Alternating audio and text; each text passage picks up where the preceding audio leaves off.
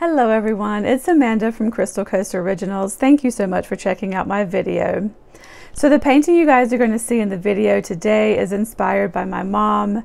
It's her birthday this month and she and I are very close. She is my best friend and my biggest supporter, and she loves bold, bright colors. Her favorite colors are actually yellow and orange.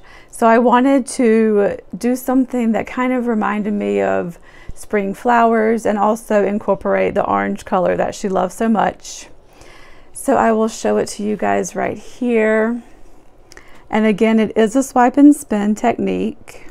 I'm loving how this turned out, you guys. I put some magenta in there, some aqua green, as well as the orange, of course. And yeah, it definitely just looks like a burst of spring. So again, I have an online course for this technique on my website. If you guys are interested, it's crystalcoastoriginals.com. I'll also leave a link in the description box for that. I think that's it, you guys. Thank you so much for watching, and I will see you on the next one.